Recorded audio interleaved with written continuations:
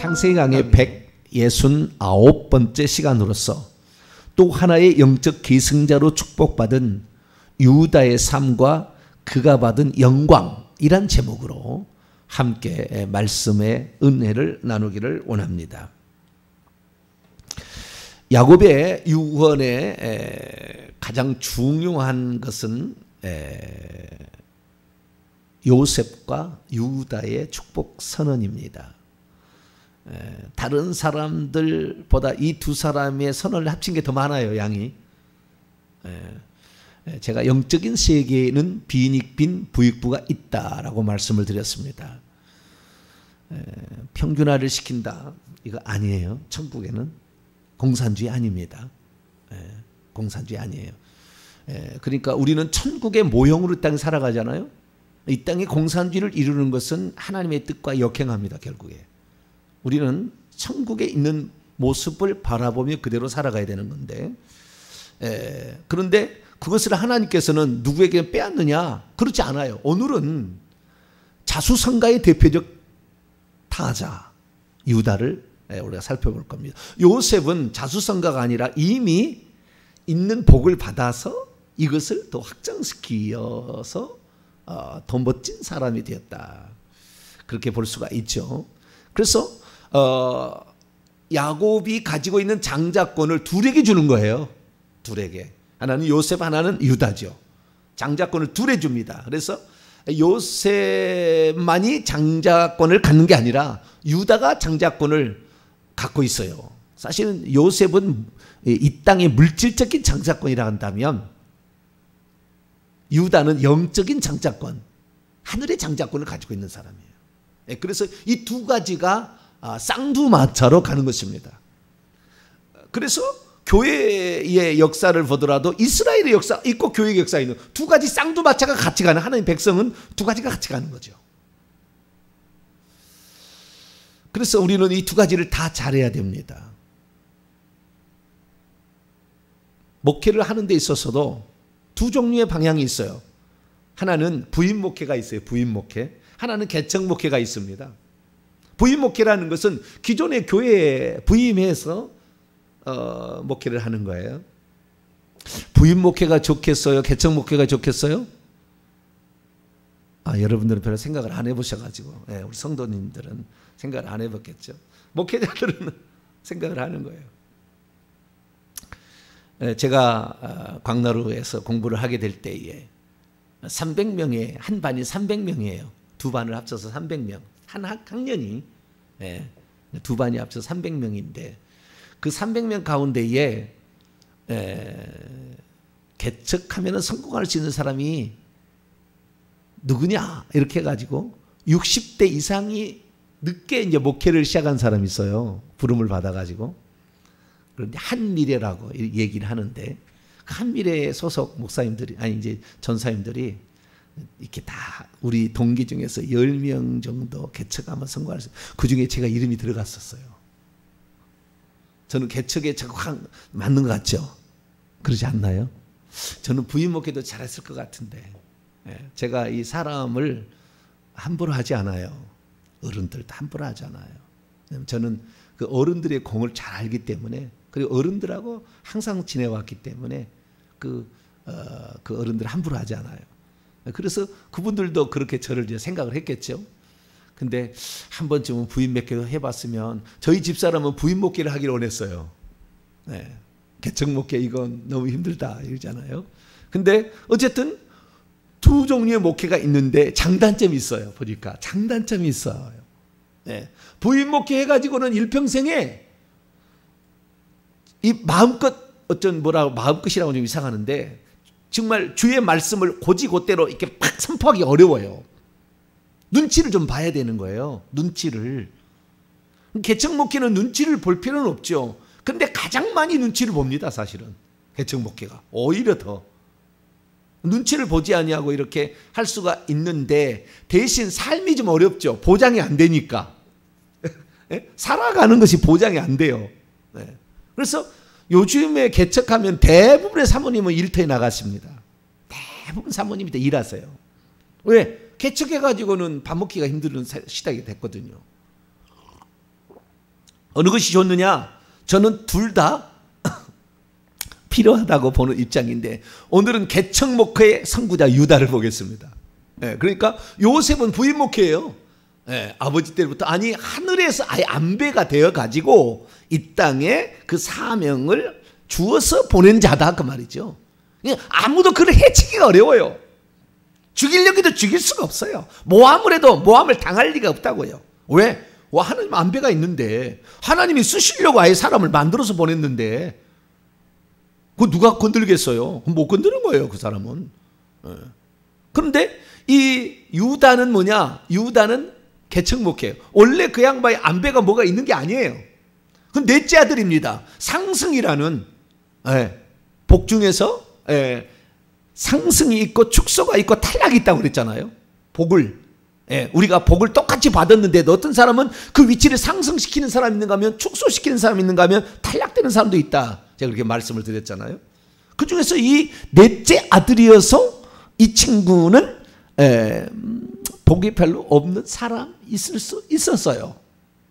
그런데 이 넷째 아들이 영적 장자권을 계승하는 가장 훌륭한 지파의 조상이 된 거죠.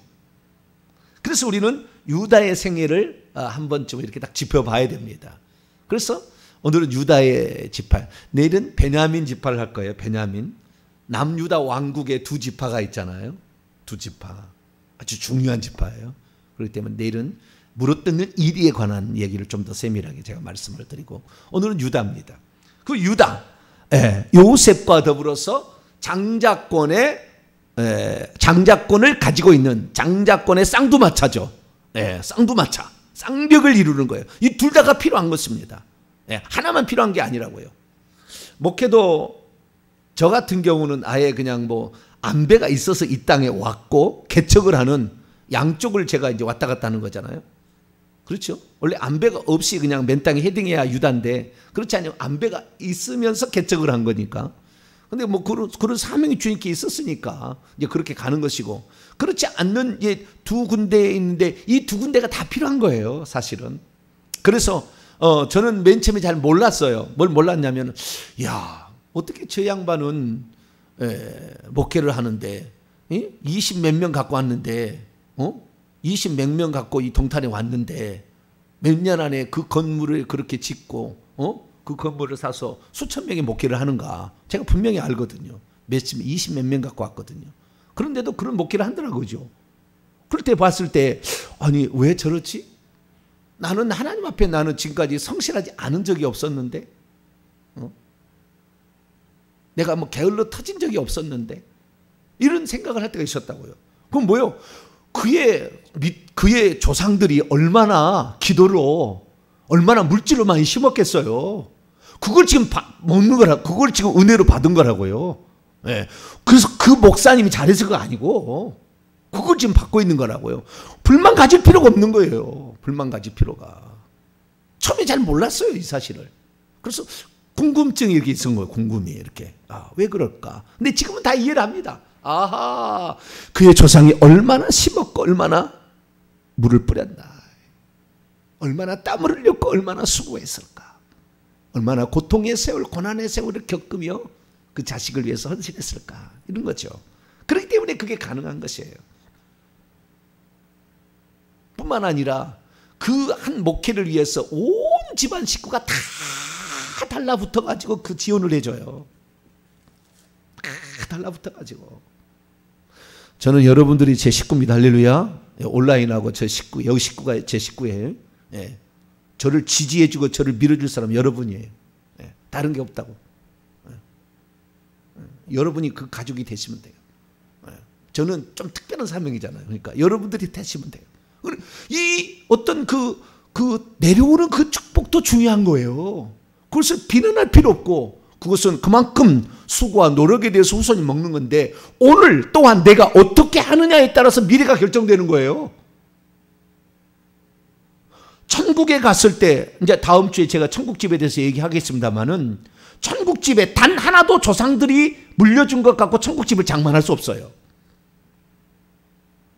그건 내가 이 땅에 사는 대로 장만해 가는 거예요. 눈꽃만큼도 천국에 하늘에 갈 때는 그거 되지 않아. 이 땅에서 우리가 태어났을 때 복을 좀 가지고 태어나는 것이죠. 되는 것이지. 천국에서 내가 조상이 준비해 준 것 갖고 가진 않아요. 그러니까 우리는 오늘 우리의 삶이 중요한데 그건 유다의 삶이었다. 유다는 넷째 아들로서 그가 장자의 축복을 받을 수 있는 그런 아들이 아니었는데 그 아들이 된 거죠. 왜 됐을까? 그걸 알아야 되고, 그 다음에 그 아들에게 이제 장자의 축복을 물려주잖아요. 오늘 이 말씀이 너는 장자의 복을 받아라. 너는 장자의 복을 받았다. 너의 후손은 장자의 복을 받을 거다. 뭐 이것을 예언하는 거예요. 요셉은 땅에서 기업을 2배로 차지하는 그 축복을, 그래서 하늘의 복이다, 따늘의 복이다, 물의 복에다가 해의 결실하는 축복과 달의 결실하는 축복이 막 모여가지고 너는 정수리가 되고 머리가 될 것이고 막 계속 그러잖아요. 근데 머리가 된다는, 정수리 된다는 측면에 왕이 된다는 것은 동일합니다. 양쪽에. 그래서 양쪽이가 남유다 북이스라엘의 왕을 배출해요. 유다와 에브라임 지파가, 요셉을 대신하는 에브라임이. 그래서 똑같이 가는 거예요. 그런데 오늘 유다는 뭐냐? 유다는 완전히 영적인 세계입니다. 영권. 이쪽은 영적인 세계, 하늘의 어떤 그런 것이에요. 그래서 이 땅에 메시아를 탄생해서 메시아가 이 땅에 오기까지 필요한 존재예요. 유다는. 그 딱 나와, 여기 딱 나와. 메시아가 오기까지. 그래서 메시아가 와서 십자가에 죽자 이스라엘은 없어지는 겁니다. 그 이스라엘 민족과 이방 민족을 크게 나눈다면 이스라엘 민족의 창조의 목적, 선택의 목적은 메시아가 이 땅에 와서 죽는 거예요. 그걸 낳는 족속으로, 그것을 낳는 태로서, 자기 태로서 그걸 낳는 복이 이스라엘에 있었기 때문에 그렇게 많이 잘못을 해도 하나님이 참고 또 참고 또 참아주는 거예요. 그리고 쳐도 부르터기까지 없애지 아니하고 부르터기는 남겨둬. 왜? 메시아가 아직 안 왔으니까. 그래서 이스라엘 민족이 다른 사람 같으면은 진즉 그냥 딱 쳐서 끝냈을 거예요. 그런데 하나님께서 사명을 주어서 너는 혈통적으로 만왕의 왕 만주의 주 대신 예수 그리스도를 낳아라. 네 씨로, 네 태로 이렇게 결정을 해놨기 때문에 없어지지 않아요. 그래서 남유다가 그렇게 범죄를 해서 하나님이 참고 참아주고 또한 다시 또 얼러주고 이렇게 한 이유는 거기에 있습니다. 그래서 어떤 사명을 가지고 있다는 것은 대단한 어떤 그 보장이 좀 이루어지는 게 있어요. 이 유다는 바로 그 메시아를 낳는 것인데 그 메시아의 예표가 후손 가운데 있습니다. 그래서 이 유다의 축복은 자기의 태로 왕 중의 왕이신 메시아를 낳는 거예요.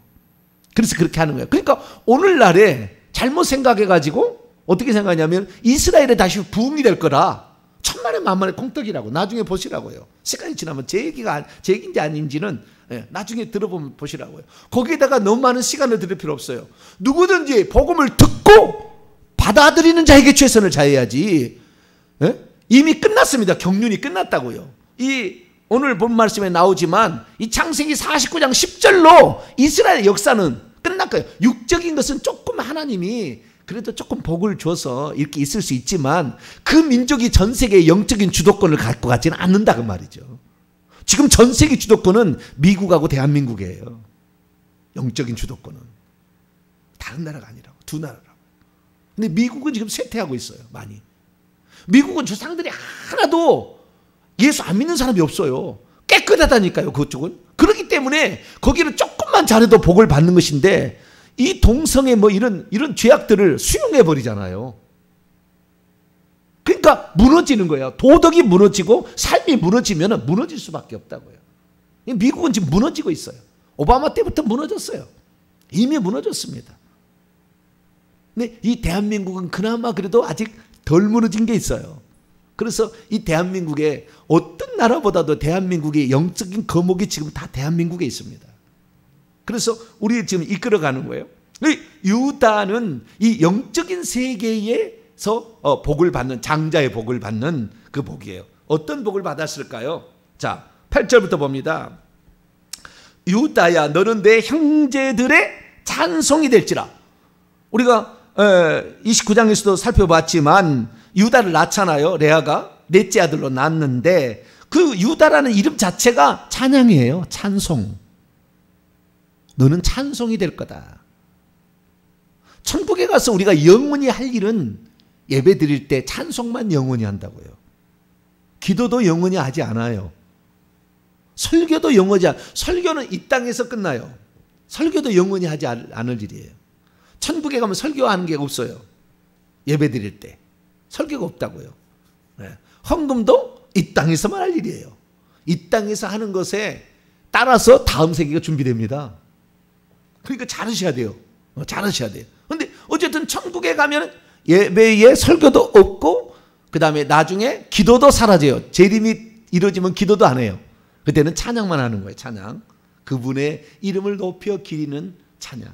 영광스럽습니다. 그 찬양이 하이 레벨의 아주 높은 하이 레벨의 그 찬양인데요. 그 찬양을 듣고 있으면은 그냥 감격에서 쓰러질 정도예요. 그 정도로 멋진 찬양을 드립니다. 천국에 가면. 그 정도로 아름다운 하모니가요. 이 우리나라에서는 도레미파솔라 시도 미파솔라 시도 도레미파솔 도부터 때라는 도시라 솔부터 시작해가지고 도레미파솔라 시도레미파솔 안 나오죠. 거기밖에 안 나오는데 그걸 그러지 않아요. 이 옥타브가 네. 그 나라는 그 옥타브에 제한이 없어요. 쫙 나가는데 막 제가 찬송을 되게 좋아하잖아요.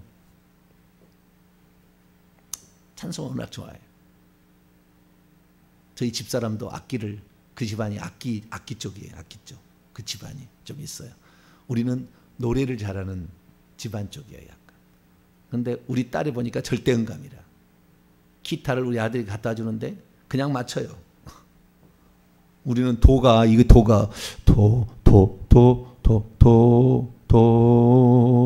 이것이 맞는지 절대음인지 모르잖아요. 우리 딸은 안에 절대음감이에요. 악기를 다 다룰 수 있어요. 그래서 신비한 거예요. 그런데 어쨌든 그러한 이 찬송인데요. 찬송이라는 말 자체가 이 유다의 이름이라고요. 그래서 어떻게 됩니까? 그 모든 지파들의 찬송이 되고 우두머리가 된다고 아예 돼 있습니다. 자, 8절 봅니다. 유다야 너는 내 형제의 찬송이 될지라 내 손이 내 원수의 목을 잡을 것이고 내 아버지의 아들들이 내 앞에 절하리로다. 너 왕이라 그 말이잖아요. 네 아버지의 아들들이 너에게 절한다. 너가 왕이라. 너가 다스리는 자다. 그런 거 아닙니까? 10절 뒤에 받아도 그에게 모든 백성이 복종하리로다. 여기 전 세계 모든 백성이 복종하는. 그러니까 그는 형제들의 이스라엘의 다스리는 자요. 모든 세상 사람들의 왕이다라는 것을 이렇게 말해주는 겁니다. 그것이 예수 그리스도의 결국이야. 이 종착역은. 그래서 유다 지파는 형제들의 찬송이 되고 형제들이 자기 절하는 요셉과 똑같은 말을 하고 있잖아요. 영적인 세계를 말하는 거예요. 영적인 세계. 모든 민족이 주 예수 그리스도 이스라엘이 믿었던 그 하나님이잖아요.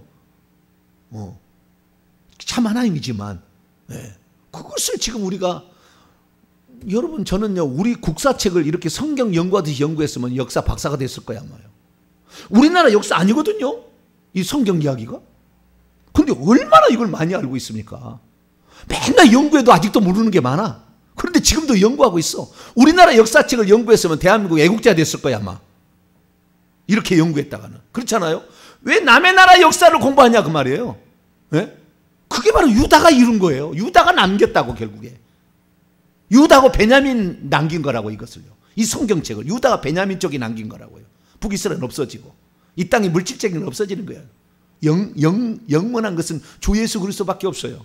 그래서 이 주 예수 그리스도만을 위해서 존재하는 그 지파가 유다 지파인데 이 유다 지파는 결국에 그래서 모든 세상 사람 이스라엘 나라도 남유다만 남아 다면 다 없어지고 뿐만 아니라 전 세계의 모든 종교도 다 가짜인데 주 예수 그리스도만 진짜야. 할렐루야. 그래서 그분의 역사를 알고 그분의 나라를 알고 내가 이스라엘의 기후를 왜 연구하며 이스라엘의 토양을 왜 연구하고 이스라엘의 이 지파의 그 역사를 내가 왜 연구하겠어요. 오직 주 예수 그리스도. 할렐루야. 그분이 거기서 나왔기 때문에 그것 때문에 그런 거 아니에요? 근데 그 왕권이 있다는 것이 비유로 환상으로 딱 떠요. 왜? 사자로 쫙 보이는 거예요. 9절. 유다는 사자 새끼라. 이거 젊은 사자라는 말이에요. 주 예수 그리스도가 그 젊은 때에 일찍 죽임을 어린 양으로 이 땅에 오실 것을 상징하고 있는 거예요. 유다 새끼라. 내 아들아, 너는 움킨 것을 짚고 올라갔도다. 그가 엎드리고 웅크림이 숫사자 같고 암사자 같으니 누가 그를 범할 수 있으랴. 숫사자 암사자가 웅크리고 있다가 먹이를 착 채는 거잖아요. 이 주 예수 그리스도께서 있다가 사탄 마귀 이 세상 임금을 한 번에 딱 십자가에서 꺾어버리는 거예요. 그 머리를. 그걸 상징하는 거예요. 어떻게 아느냐? 여기 나왔어요, 성경에. 자, 요한계시록 5장.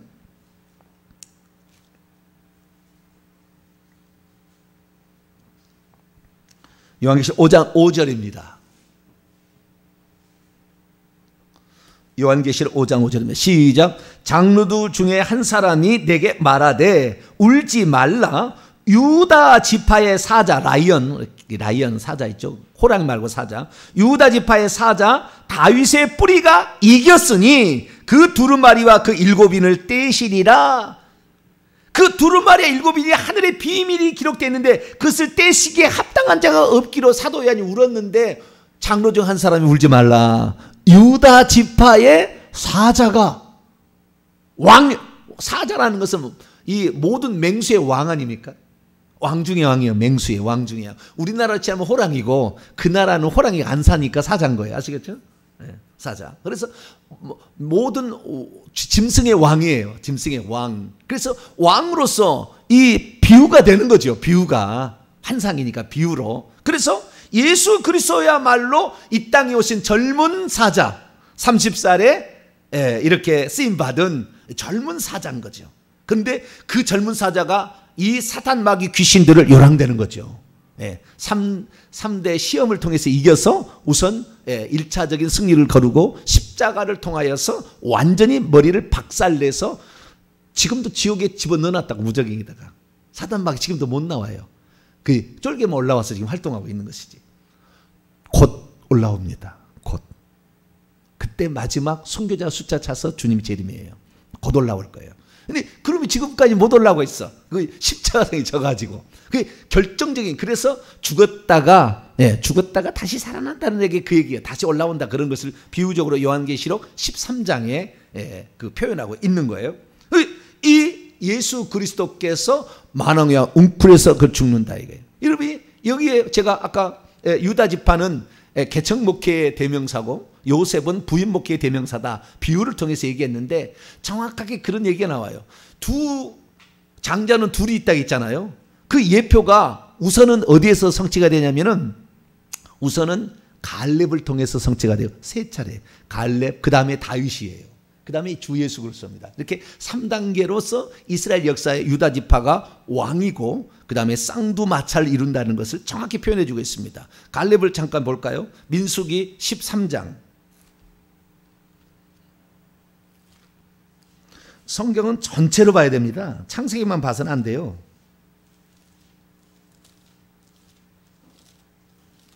민수기 13장 1절 2절 보면 여호와께서 모세에게 장차 들어갈 땅을 정탐하라고 각 지파에 한 사람씩을 보내라고 합니다. 바란 관할에서 그들을 보내게 되는데 유다 지파 6절입니다. 6절 시작. 유다 지파에서는 여분네 아들 갈렙이요. 8절입니다. 에브라임 지파에서는 눈의 아들 호세아요. 16절에 호세아 이름을 여호수아로 바꿨죠. 그래서 쌍두마차예요. 갈렙과 여호수아만 들어갑니다. 왕으로, 지배자로, 다스리는 자로. 다 죽어요. 나머지는 다 죽어. 이게 정확히 예표예요. 여호수아, 예수아죠. 예수의 이름입니다. 구약의 이름, 예수의 구약의 이름. 갈렙과 여호수아죠. 이 두 쌍두마차가 두 왕의 지파인 거예요. 영적인 왕의 지파와 육적인 왕의 지파라고 해야 되겠죠. 뭐 이렇게 비유로 표현하자면 두 가지 지파가 있는데 이 갈렙이 개척 목회예요. 자, 여호수아서 14장. 이제 여호수아가 끌고 가가지고 다 정복을 했는데 여분네 아들 갈렙만 살아 있잖아요. 나머지는 제비 뽑았는데 오직 갈렙하고 여호수아만 자기가 얻고 싶은 땅을 얻었어요. 나머지 모든 사람은 다 그냥 제비바 들어갔어요. 그런데 두 사람은 하나님께서 그 정탐꾼 중에 나머지는 다 부정적 보고해가지고 다 이렇게 떨어지고, 두 사람만 하나님이 우리에게 주시면 그게 우리의 밥인데 왜 하나님을 거역하느냐, 이렇게 해서 하나님이 너무 기뻐했어요. 두 사람은 들어가게 되는데 두 사람만은 자기가 원하는 땅을 줬습니다. 원하는 땅을. 그래서 여호수아 14절 보면 갈렙이 자기 원하는 땅을 취하게 되는 거예요. 네. 동탄에 누가 개척하라고 그랬죠? 저한테? 정병진 목사가 결정했겠죠. 네. 못하겠어요. 저와 여러분이 그래서 만난 거 아닙니까? 여호수아서 14장. 여기 보니까 6절 이하를 보면 유다 자손이 길갈에는 여호수아에게 나오고 그니사 여분의 아들 갈렙이 나와요. 갈렙이. 근데 뭐라고 하냐면은 6절에 가데스 바네에서 모세가 뭐라고 했냐면은, 모세가 한 얘기를, 그러니까 이 갈렙에게는 그 적각거리는 가나안 땅을 주겠다라고 약속을 했다는 거예요. 그래서 77절에 보면은 그때가 40세였어요. 정탐으로 보낼 때가 40세에 여호와의 종 모세가 가데스 바네에서 나를 보내 이 땅을 정탐하게 하여서 내가 성실한 마음으로 그에게 보고했고 충성했기 때문에 9절 여호와께 충성해요. 충성입니다. 모든 하늘나라의 상은 충성함으로 받게 돼요. 여호와께 충성하였어. 8절 9절 두 절이나 나와. 여호와께 충성하였은즉 내 발로 밟는 땅은 영원히 너와 내 자손의 기업이 되리라 했기 때문에 이제 나에게 그를 했다고 왔는데 아직 정복되지 않았어. 기랏 아르바의 성은 아르바라는 아납 자손이 살고 있기 때문에 아무도 정복하려고 하지 않아. 그런데 그 땅을 내게 지금 달라고 그래. 내가 85세인데 하나님께서 말씀하셨으면 정복할 수 있다. 할렐루야. 이 믿음을 개척목해요. 완전히 이게 유다가. 그래가지고 이 유다의 예표가 이 갈렙인데 이 갈렙이 그런 얘기를 하는 거예요. 10절에 보니까 이제 보소서 여호와께서 이 말씀을 모세에게 이르신 때로부터 이스라엘이 광야에서 방황한 이 45년 동안을 여호와께서 말씀하신 대로 나를 생존하게 하셨나이다. 내가 오늘 85세로 돼 모세가 나를 보내셨던 날과 같이 오늘도 내가 여전히 강건하니. 85세에 강건하겠는가? 강건할 수도 있죠.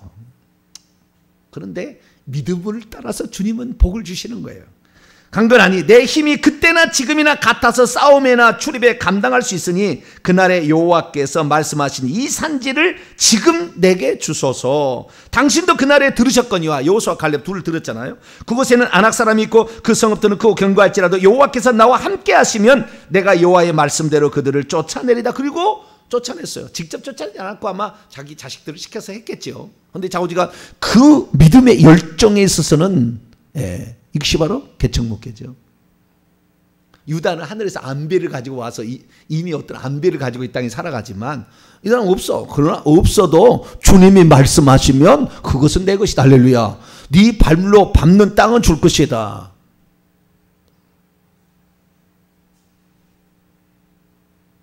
그러한 믿음을 가져야 되죠. 나는 그래요. 제가 못 이루면 내 자식이 이룰 것이고 천국에서 이루어진다. 그럽니다. 저는. 그 믿음을 가지고 가는 거예요. 그래서 이 유다 지파는 갈렙이요, 에브라임 지파는 여호수아죠. 두 사람이 가나안 땅을 정복하는 거예요. 두 왕의 직계 후손이 그렇게 하는 겁니다. 그래서 오늘 우리도 마찬가지입니다. 이 땅에 어떤 사람이 하느냐, 이 갈렙 같은 믿음을 가져야 돼. 할렐루야. 우리 조상이 어떻게 살았든 상관없어. 오늘 갈렙처럼 오직 주님이 말씀하셨으면 아무리 안악 자손이 살고 있어도 상관없다 이거예요. 주님이 싸워줄 거니까. 할렐루야. 주님이 해줄 거니까 그걸 믿어야지. 주 예수 그리스도의 이름을 믿어야지. 누구를 뭘 믿겠어요? 세상의 권력자를 믿겠습니까? 권력자는 5년이면 끝나고 다 끝나는 거예요. 계속 가는 게 아닙니다. 나중에 뒤집어지면 감옥 갈 수도 있어요. 오직 주 예수 그리스도만 우리는 믿고 가야 돼. 그래서 그분이 말씀하신 대로 그분이 내리신 사명이 있는데, 동탄 명성께 이루는 사명이 있는데 어떻게 이것을 버리고 가겠어요? 그것이 충성하는 것이 기업을, 하늘의 기업을 주님이 주시는 그 요인이 될 텐데 그렇게 하는 거죠. 이 바로 갈렙을 통해서 1차적으로 되고 2차는 다윗입니다. 다윗이에요. 자, 사무엘하 5장 그래서 이 왕이 나온다는 얘기가, 그래서 왕이 나와서 20대 왕이 나오는 겁니다. 사무엘하 5장입니다. 이스라엘의 모든 지파가 나와서 절을 하죠. 오, 당신이 우리의 왕이 되어 주소서. 사무엘하 5장 1절에서 5절까지 말씀입니다. 5절까지입니다. 이스라엘 모든 지파가 헤브론에서, 헤브론이 어딘 줄 아세요? 갈렙이 기랏 아르바 성읍을 달라고 한 그 지역이 헤브론입니다. 그래서 헤브론에서 왕이 되는 거예요. 헤브론, 이게 갈렙이 자기가 받은 땅이에요. 헤브론이. 헤브론에 이르러 다윗에게 나와 이르되 보소서 우리는 왕의 한 권력인입니다. 전에 곧 사울이 우리의 왕이 되었을 때 이스라엘을 거느려 출입하게 하신 분은 왕이셨고 여호와께서도 왕에게 말씀하시기를 내가 내 백성을 이스라엘의 목자가 되며 내가 이스라엘의 주권자가 되리라 하셨나요. 요셉의 예언에도 그게 나왔잖아요. 너가 힘입는 것은 전능자 이스라엘의 반석 목자로부터 네가 힘을 입는다. 그 낼 지파는 유다 지파예요. 그 은혜를 받을 것은 요셉이 그 은혜를 받아가지고 이방인에까지 복음을 증거해서 이방인에까지 복음을 전해서 한 무리에 또 다른 무리를 만든 것처럼 여기에 그 주권자가 나온다 했는데 당신이 바로 그럽니다. 이 창세기 49장 그 10절의 말씀 좀 이따 얘기하겠습니다. 그 사자 새끼로부터 시작되는 그 10절에 왕의 지팡이, 통치의 지팡이가 여기를 말하는 거예요. 그래서 주권자가 나오리라 하셨는데 이스라엘 모든 장로가 헤브론의 왕에서 나와서 헤브론에서 여호와 앞에 그들과 언약을 맺으며 다윗의 기름으로 이스라엘 왕으로 삼아서 헤브론에서 왕이 되고 다시 예루살렘에서 또 왕위를 한 번 더 하게 되죠. 그래서 기름 부음을 3번 받아요. 다윗은 처음에는 사무엘로부터 베들레헴에 있을 때 한 번 기름을 받고 헤브론에서 2번째, 그 다음에 완전히 정복한 다음에 예루살렘에서 한 번, 3번 얘기를 받는데 다시 창세기 49장 넘어옵니다. 그래서 예수 그리스도를 태어나게 하는, 그래서 마태복음 1장 1절은 아브라함과 다윗의 자손 예수라, 예수 그리스도의 세계라 이렇게 얘기하므로 다윗의 후손으로 예수님이 오시게 되는 것을 분명히 얘기하고 있고요. 10절 보니까 그게 그 후손이 왕이 나온다는 거죠. 규가 왕이 가지고 있는 지팡이입니다. 유다를 떠나지 않을 것이다. 그래서 다윗부터 시작돼가지고 떠나지 않은 20대까지 가는 거예요. 근데 하도 범죄를 해서 나중에 없어지지만 멸망을 시켜서 시드기야 왕 때 끝나가지고 바빌론 포로로 가서 없어지는 거잖아요. 통치자의 지팡이가 그의 발 사이에서 떠나지 않아요. 그러니까 왕이 계속해 이루어진다는 거예요. 근데 요셉은 그런 약속은 없어요. 그렇기 때문에 요셉은 9번에 걸쳐서 구테타가 일어났는데 다른 지파도, 이사갈 지파도 들어와요. 그 중간에 에브라임 지파만 왕이 하는 게 아니라 중간에 다른 지파가 들어와요. 그런데 남유다는 그렇지 않고 그의 발 사이에 통치의 지팡이가 떠나지 않아요. 그대로 이루어지고요. 그 다음에 여기서 희한한 말이 실로가 오시기까지 이르리니 그에게 모든 백성이 복종하여, 실로가 오시기까지 왕이 계속될 거다는 거예요. 왕이 계속될 거다. 그 실로가 누구냐? 이 실로가 여러 가지 해석이 있는데 히브리어로 보게 되면 그것을 가진 자래요. 뜻이. 실로란 말이 무엇이라고요? 그것을 가진 자, 그것을 소유한 자. 이게 지금 규와 통치의 지팡이죠. 그래서 왕권을 소유한 자가 오시기까지, 예수 그리스도께서 오시기까지 왕 노릇을 할 거다, 유다 지파가. 예수 그리스도께서 오심으로 끝난 겁니다. 그래서 이스라엘 역사는 끝난 거예요. 그것이 다니엘의 70일이에요. 이스라엘 민족과 예루살렘에 관하여 하나님이 계획한 게 70일에 딱 끝났다고 그래요. 끝났어요. 지금 계속되지 않아요. 그 잘못했던 해석이에요. 해석하는 사람들은. 끝난 거예요. 그래서 실로라는 것은 왕권을 가진 주 예수 그리스도를 지칭하는 거예요. 이 실로가 나중에는 실로, 샬롬 해서 평화를 가져오는 이라고 해석하는 수도 있어요. 좀 의미가 좀 더 나가가지고 평화를 가져오는 이. 그래서 예수 그리스도께서는 평화를 가져오시는 이로서 뭘 말하냐면은 그가 겸손하여서 평화를 가져온 이라서 겸손해서 나귀를 타고 입성하잖아요. 나귀를 타고, 말을 타고 입성하면 정복입니다. 그런데 나귀를 타고 입성하는 것은 평안할 때, 그냥 이렇게 일상생활에 평안할 때를 얘기하는 거예요. 그래서 예수님께서 나귀를 타고 입성함으로 평화의 왕으로 오셨다고 이렇게 사람들이 환영하는 거예요. 그래서 그 밑에 정확히 나와요. 11절에 또 환상이 나오는데 그의 나귀를 포도나무에 매며 그의 암나귀 새끼, 여기 나귀는 앞에는 암나귀입니다. 원문에. 그래서 예수님께서 나귀를 풀어와라. 나귀야 나귀 새끼를 데려와라. 그런 얘기 하잖아요. 마태복음 21장에 보면은 그런 얘기 하잖아요. 예루살렘 입성할 때 이 얘기 그대로 한다고요. 왜? 주님은 나는 이 예언을 이루러 온 자다 이거잖아요. 그래서 나귀를 포도나무에 매며 그의 암나귀 새끼를 아름다운 포도에 맬 것이다. 이 포도나무는 예수 그리스도의 십자가의 희생의 피의 희생을 상징하는 거예요. 그래서 또 그의 옷을 포도주에 빨며 그의 복장을 포도주에 빨리 예수님이 그래서 핏빛으로 물들입니다. 죽을 때 이것이. 그분은 포도나무라는 것은 두 가지 의미가 있는데 하나는 피와 희생을 가는 것이고요. 또 하나는 풍성을 상징합니다. 포도 하나에 열매가 많겠잖아요. 그래서 예수 그리스도의 그 희생으로 말미암아 수많은 사람들이 그 예수 그리스도의 피를 믿고 구원을 받을 자식들이 많이 나올 것을 말해주고 있는 거예요. 12절 그의 눈은 포도주 라인을 붓겠고 그분의 핏빛으로 물듭니다. 그의 이빨은 우유로 말미암아 희리로다. 그 뭡니까? 수많은 사람들이 그의 젖을 먹고 수많은 사람들이 젖을 먹어서 생명을 얻게 될 것임을 상징하고 있는 것이죠. 그래서 이 지금 10절부터 12절까지의 말씀은 주 예수 그리스도에 대한 예언입니다. 그래서 갈렙을 통해서 다윗을 통해서 주 예수 그리스도를 통해서 유다의 왕에 대한 예언은 완성이 됐습니다. 그렇기 때문에 다시 이스라엘이 무슨 성전을 지어서 제사를 지낸다. 택도 없는 이야기야. 그 얘기 안 돼. 절대 일어나지 않을 거예요. 한번 지켜보세요. 일어난다 할지라도 형식에 불과하는 것이지 의미가 없다 그 말이에요. 오직 주 예수 그리스도지 다시 어린 양이 가지 않는다 그 말이에요. 예수 그리스도를 예표하기 위해서 어린 양이 필요한 거지 거꾸로 다시 가지 않는다 그 말이에요. 여러분들은 그래서 오직 주 예수 그리스도만 붙잡기를 바랍니다. 그분의 그늘의 날개 아래 품음되고 그분의 권세를 가지면 귀신도 이기는 거예요. 그분의 주 예수 그리스도의 이름으로 우리는 모든 사람을 정복할 수 있고 원수의 목을 딸 수가 있어요.